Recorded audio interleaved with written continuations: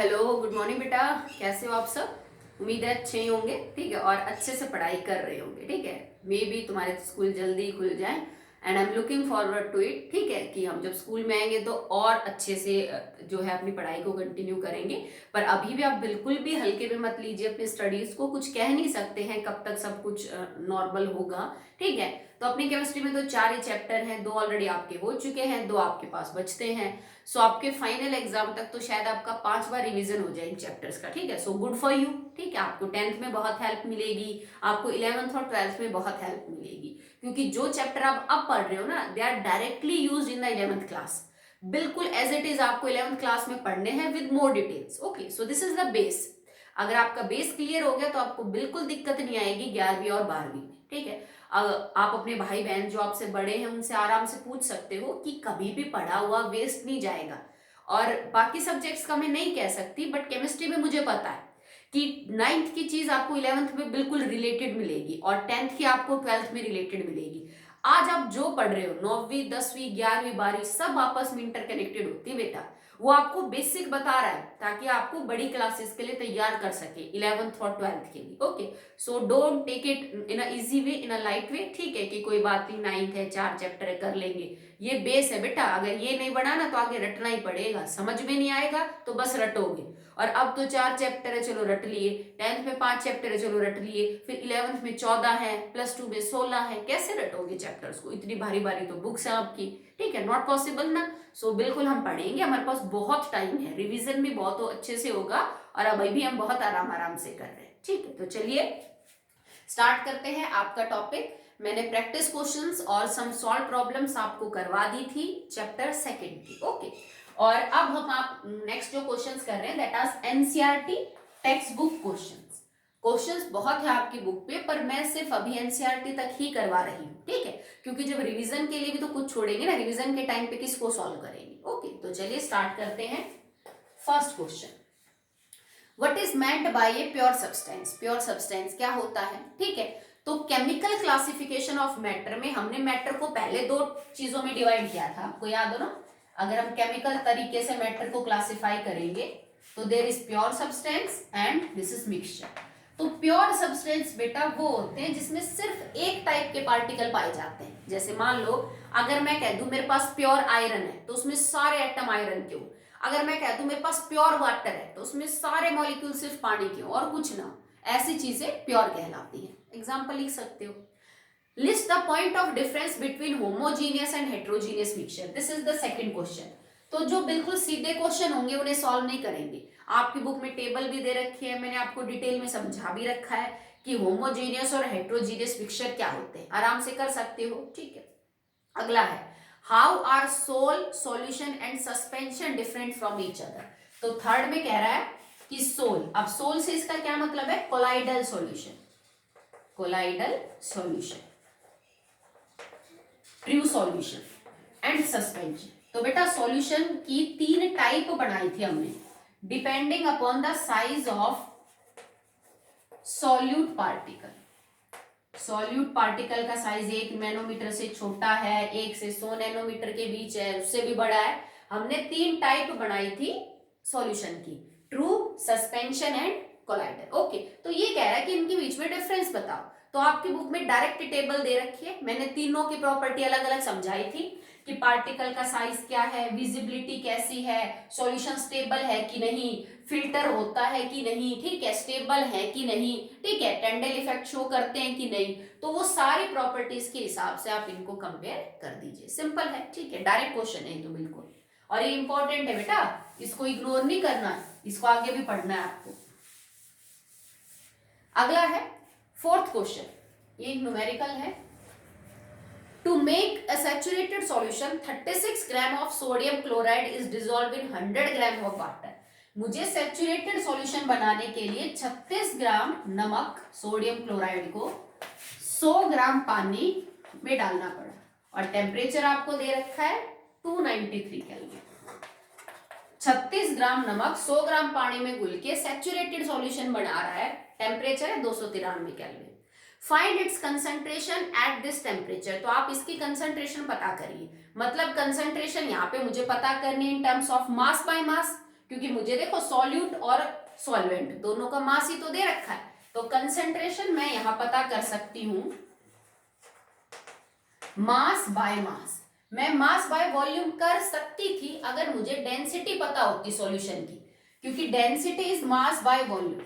ठीक है, तो डेंसिटी से मैं वॉल्यूम निकाल लेती, पर डेंसिटी नहीं दे रखी ना, तो मतलब मास का ही ऑप्शन बचा मेरे पास। क्या फॉर्मूला होगा, mass of solute in gram divided by mass of solution in gram and multiply by 100। तो देखो सॉल्यूट का वजन कितना है 36, सॉल्यूशन का कितना है, इसने सॉल्वेंट और सॉल्यूट का अलग अलग दे रखा है, तो दोनों का जोड़ लो 136 एंड गुणा में 100। तो आप इसको सॉल्व कर लेना, आपका आंसर जो है वो आ जाएगा। ठीक है, चलिए अगला देखिए। Fifth, how will you separate a mixture containing kerosene and petrol? Difference in their boiling point is more than 25 degree Celsius that are miscible in each other. Kerosene oil है एंड पेट्रोल है, kerosene and petrol दोनों एक दूसरे के अंदर miscible है, तो दो मिसिबल लिक्विड्स को सेपरेट करने का तरीका होता है डिस्टिलेशन। ठीक है, पर इसने एक हिंट और दे दी कि दोनों के बॉइलिंग पॉइंट में difference more than 25 degree Celsius है। अगर 25 डिग्री सेल्सियस से ज्यादा अंतर है दो मिसिबल लिक्विड्स के बॉइलिंग पॉइंट का, तो आप सिंपल डिस्टिलेशन यूज कर लो। अगर 25 डिग्री या केल्विन से कम होता तो फिर फ्रैक्शनल यूज कर लेती। So the method used is simple distillation. ठीक है, टेम्परेचर की जो रेंज है ना बेटा डिफरेंस की, वो बहुत इंपॉर्टेंट है, आपको जरूर बताएगा वो टेम्परेचर के बारे में कोई ना कोई बात, तब आप पता कर सकते हैं कि वो फ्रैक्शनल डिस्टिलेशन से अलग होंगे कि सिंपल डिस्टिलेशन से। अगला देखिए, name the technique use to separate. अब सिर्फ आपको टेक्निक का नाम लिखना है कि आप इनको कैसे कैसे सेपरेट कर सकते हैं। बटर फ्रॉम कर्ड, दही से घी को बाहर निकालना, सो सेंट्रीफ्यूगेशन। इसको यूं भी बोल देते हैं कि क्रीम को मिल्क से बाहर निकालना या क्रीम को दही से बाहर निकालना, एक ही चीज है। साल्ट फ्रॉम सी वाटर, तो इसको इवोपोरेशन से करेंगे, समुद्र के पानी से नमक। ये रिपीटेड क्वेश्चन है, शायद हमने प्रैक्टिस क्वेश्चंस में भी इनको किया था। Camphor from salt, camphor from salt. अब कैम्फर बेटा सब्लिमेशन करता है, कपूर सॉल्ट नहीं करता, तो क्या टेक्निक यूज करेंगे, सब्लिमेशन। कैम्फर के जो है वो ऊपर बन जाएंगे, फिर उनको ठंडा कर लेंगे, सॉल्ट के नहीं बनेंगे, वो नीचे रह जाएंगे। ठीक है, नेक्स्ट है, चलिए अगला क्वेश्चन देखिए। So the next question is question number 7. What types of mixture can be separated by technique known as crystallization? ठीक है, तो कह रहा है कि किस टाइप के मिक्सचर्स को आप क्रिस्टलाइजेशन वाले मेथड से सेपरेट कर सकते हो। तो नंबर 1 कि जिस चीज को आप सेपरेट कर रहे हो, जो आपका सॉल्यूट है, तो वो क्रिस्टलाइन इन नेचर हो, उसके क्रिस्टल्स बनते हैं। दूसरी बात, ठीक है, सॉल्यूट हैज क्रिस्टलाइन स्ट्रक्चर। मैंने आपको तब भी बताया था कि सॉलिड दो टाइप के होते हैं, क्रिस्टलाइन और अमरफस। अमरफस सॉलिड को आप इस मेथड से साफ नहीं कर सकते। ठीक है, जैसे जिप्सम है हमारे घर में, वो अमरफस है, तो उसको आप ऐसे सेपरेट नहीं कर सकते। जबकि नमक चीनी के क्रिस्टल बनते हैं, तो उनके लिए तरीका कारगर है। दूसरा, इसमें एक कंडीशन होती है that solute must be more soluble in hot solvent and less in cold solvent. मतलब ये भी कंडीशन है कि आपके सॉल्यूट में ये प्रॉपर्टी होनी चाहिए कि वो एक पर्टिकुलर सॉल्वेंट में गर्म करने पे तो ज्यादा घुलता हो और ठंडा करने पे कम।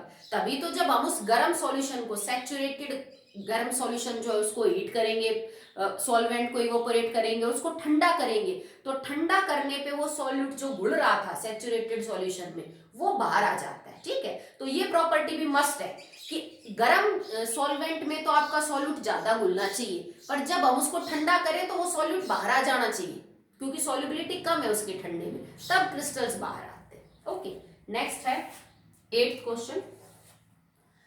Classify the following into physical and chemical change. आप फिजिकल और केमिकल चेंज के बारे में बताइए। नंबर 1, कटिंग ऑफ ट्री, तो इट इज क्वाइट कंफ्यूजिंग, मैंने आपको पहले भी समझाया था, अभी भी बता रही हूँ। कटिंग ऑफ ट्री से आपका ये मतलब नहीं यहाँ पे कि मैंने एक पेड़ को काट दिया बिल्कुल जड़ से, उसके छोटे छोटे लकड़ी के टुकड़े टहनियां ये बना दी, that is a physical change, ठीक है, क्योंकि वो पहले वो एक बड़ा पेड़ था, अब आपने उसकी छोटे छोटे टहनियां कर दी। यहाँ पे कटिंग ऑफ ट्रीज का मतलब है ग्रूमिंग ऑफ द ट्री। जैसे आपने देखा होगा स्कूल में, आपके घर में आप पेड़ की छंगाई करते हो, फिर उसके बाद दोबारा से उसमें टहनियां आने लग जाती है, दोबारा से पत्ते आने लग जाते हैं, तो ये उसके बारे में बात कर रहा है, वो एक केमिकल चेंज है। जैसे आपने पेड़ को कट किया वो दोबारा वहां से ग्रो करने लग जाता है, तो उसके बारे में बात हो रही है। ओके, ये नहीं कि पेड़ की टहनी को 4 टुकड़ों में तोड़ दिया, that is a physical change. Okay, melting of butter in a pan, butter को सिर्फ आपने पिघलाया है, वो सॉलिड सेमी सॉलिड था अब लिक्विड हो गया, फिजिकल चेंज। रस्टिंग ऑफ अलमीरा, लोहे की अलमारी को जंग लगना। अब मेरे को कैसे पता चला कि अलमारी जो है या फिर अलमीरा लोहे की है, क्योंकि रस्ट शब्द हमेशा लोहे के जंग के लिए यूज किया जाता है। ओके, तो जंग लगना तो एक केमिकल चेंज है, नया कंपाउंड बनता है Fe2O3.XH2। Boiling of water to form steam, तो पानी का भाप बनना, तो स्टिल वो है H2O, पहले H2O लिक्विड था, अब H2O गैस हो गया, कोई नया कंपाउंड तो बना नहीं, तो it is a physical change. passing of electric current through water and the water breaking down into hydrogen and oxygen gas, आपने पानी के अंदर से इलेक्ट्रिसिटी पास की और वो हाइड्रोजन और ऑक्सीजन अलग अलग में टूट गया, तो ये तो पानी अलग कंपाउंड टूट गया आपका, नई चीज बन गई ना, hydrogen oxygen, chemical change. Dissolving common salt in water, नमक को चीनी को पानी में घोलना, so it is a physical change, क्योंकि नमक पानी में घुलने के बाद अपना खारापन या फिर चीनी अपनी मिठास नहीं खोती, वो सेम नमक और चीनी है पानी में भी। Okay, making of fruit salad with the raw fruits, कच्चे फ्रूट्स को काट के उसका सलाद बनाना, still it is a physical change. Burning of paper and wood, लकड़ी का या कागज का जलाना, तो वो एक केमिकल चेंज है, क्योंकि जब आप लकड़ी और कागज को जलाते हो तो वो कार्बन डाइऑक्साइड, वाटर, एनर्जी इनमें कन्वर्ट हो जाता है, तो ये कैसा है बेटा, केमिकल चेंज। ओके, चलिए, तो यहाँ अच्छा एक और क्वेश्चन बचता है 8th।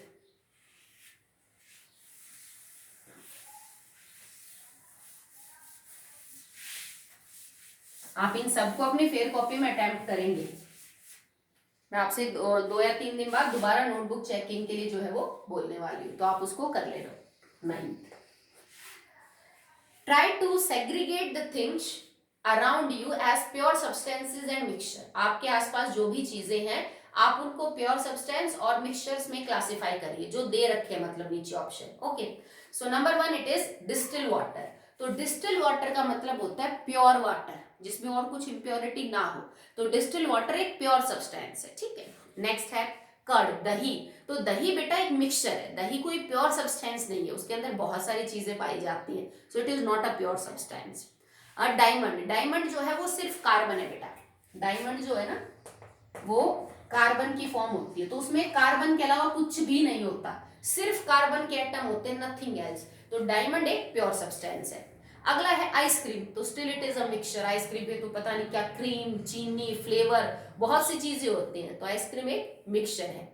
कैरोसिन ऑयल, तो कैरोसिन ऑयल भी बेटा क्या है, एक मिक्सचर है, कैरोसिन ऑयल, इसमें भी कई सारी चीजें मतलब कई सारे हाइड्रोकार्बन, आप यूं समझ लो कई सारे कंपाउंड्स का मिक्सचर होता है कैरोसिन ऑयल। कैरोसिन ऑयल में एक चीज नहीं होती, जैसे एलपीजी और सीएनजी में एक चीज नहीं होती, एलपीजी भी मिक्सचर है ना गैसेस का, सीएनजी भी मिक्सचर है ना गैसेस का, तो कैरोसिन ऑयल भी मिक्सचर होता है कंपाउंड्स का, पेट्रोल, कैरोसिन ऑयल, डीजल, ये प्योर सब्सटेंस नहीं होती। ओके, अगला है कुकिंग ऑयल, तो कुकिंग ऑयल भी स्टिल बेटा एक मिक्सचर है, क्योंकि खाने का जो तेल है जैसे मान लीजिए मस्टर्ड ऑयल है, उसमें कोई एक चीज नहीं होती, उसमें कई सारी चीजें मिक्स होती है, ठीक है। जैसे मान लो सरसों को तुमने पीस के उसमें से तेल बाहर निकाला, तो वो फ्रूट ही है, समझ लो सरसों एक फ्रूट, जो बीज है उसका वो सीड लगा लो, फ्रूट लगा लो, तो उसमें से जो लिक्विड बाहर निकल रहा है वो कोई प्योर सब्सटेंस नहीं है, वो एक तरह का जूस है, एक तरह का सैप है, तो उसमें कई सारी चीजें मिली हुई है, ठीक है। अगला है स्टील, तो स्टील भी एक मिक्सचर है, क्योंकि स्टील अलॉय है, अलॉय में iron, carbon, chromium, vanadium, nickel, बहुत सारी चीजें मिली होती है, तो ये प्योर सब्सटेंस नहीं है। अगला है आपके पास बेटा ग्रेफाइट, तो ग्रेफाइट प्योर है, क्योंकि जैसे डायमंड में सिर्फ कार्बन होते हैं, ग्रेफाइट में भी सिर्फ कार्बन होते हैं, पर दोनों में फर्क क्या है फिर, दोनों में कार्बन के जुड़ने के तरीके का फर्क है। जैसे एक तो तुम ईंट है तुम्हारे पास बराबर की, एक तो ईंटों को यूज करके कोई किसी साइज की दीवार बना दे किसी शेप की, एक दूसरा मिस्त्री उन्हीं ईंटों को यूज करके किसी शेप और किसी साइज की दीवार बना दे। माना कि दोनों के बिल्डिंग ब्लॉक तो सेम थे, ईंट सेम साइज की सेम मास की, पर जो स्ट्रक्चर दोनों ने बनाया वो तो अलग अलग हो गया ना। तो सेम फर्क होता है ग्रेफाइट और डायमंड में, है दोनों में कार्बन ही, तो है दोनों प्योर फॉर्म। ठीक है, अगला है रॉ रबर। रॉ रबर का मतलब है बेटा आपके पास जो कच्चा रबर होता है, रॉ रबर ये प्योर सब्सटेंस है। ठीक है, हम उस रबर की बात नहीं कर रहे जो इरेजर आपके पास है, जो रबर बैंड आपके पास है, उसमें तो बहुत सारी चीजें मिला के उसको वैसा बनाया जाता है, पर रबर के पेड़ से जो है ना उसकी बात कर रहे हैं, रॉ रबर। ठीक है, नेक्स्ट है वुल्केनाइज्ड रबर। अब देखो इसने पूछ लिया वही सवाल, वुल्केनाइज्ड रबर क्या होता है? जब मैं रबर के अंदर सल्फर मिला दूं, when normal rubber is mixed with sulfur, तो उसको हम वुल्केनाइज्ड रबर बोलते हैं। और सल्फर क्यों मिलाया जाता है? ताकि रबर हार्ड हो जाए।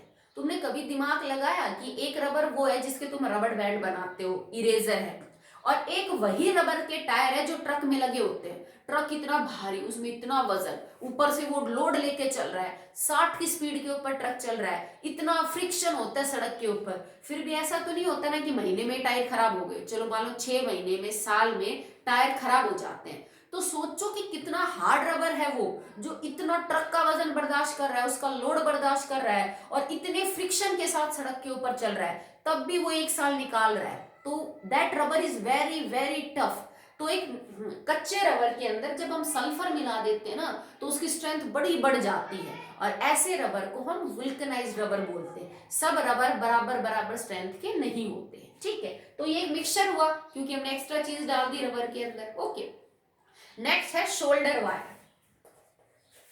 शोल्डर वायर, अब शोल्डर वायर क्या होता है ना, ये एक अलॉय है लेड की और टिन की।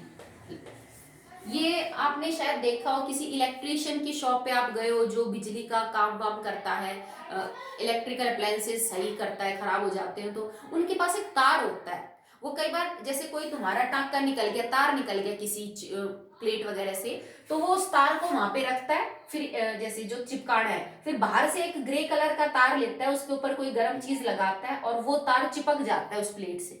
उस वायर को हम शोल्डर बोलते हैं। आपने नोटिस किया होगा कि कई बार टांका लगाने के लिए वो एक छोटा सा तार लेता है, जिसपे कोई गर्म चीज लगाता है, वो तार पिघल जाता है और वो जबकि जब वहां पे चिपक जाता है, वो चीज शोल्डर है। तो शोल्डर एक अलॉय है जो कि लेड और टिन की बनी हुई है, तो जाहिर सी बात है प्योर सब्सटेंस तो नहीं है। ठीक है, तो कौन कौन से प्योर सब्सटेंस है? Distil water, because it is 100% pure water. ठीक है, diamond because it contains only carbon, graphite it contains only carbon, raw rubber कच्चा रबर जो आपके पास है, वो सब क्या है बेटा?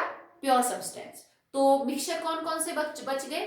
दही, ice cream, kerosene oil, cooking oil, steel, vulcanised rubber, solder wire. ठीक है, ये सब आपके पास क्या है? That all are mixtures. Okay, so आज के लिए एनसीईआरटी टेक्स्ट बुक क्वेश्चंस के हमने 9 क्वेश्चन किए हैं, उम्मीद है आपने कर लिए होंगे। ठीक है, अब एक काम मैं आपके लिए करती हूँ एज एन होमवर्क।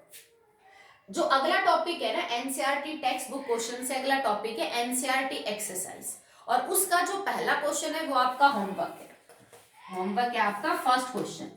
क्यों है वो होमवर्क? बिकॉज उसमें सेपरेशन टेक्निक पूछ रखी है कि इस चीज को इससे सेपरेट करने के बताओ क्या तरीके हैं, और ये मैं आपको करवा चुकी हूँ, क्योंकि जैसे ही हमने सेपरेशन टेक्निक वाला टॉपिक खत्म किया था, वो सॉल्व प्रॉब्लम्स थी, उस पे सारे क्वेश्चन सेपरेशन टेक्निक पे थे कि इसको इससे कैसे सेपरेट करोगे। तो बार बार रिपीट हो रहा है वो क्वेश्चन, तो आप कर लेना। तो एनसीईआरटी एक्सरसाइज क्वेश्चन का फर्स्ट क्वेश्चन आपका होमवर्क रहेगा, वो आप कर लेना, सिर्फ आपको टेक्निक का नाम लिखना। Okay, that's all for the day.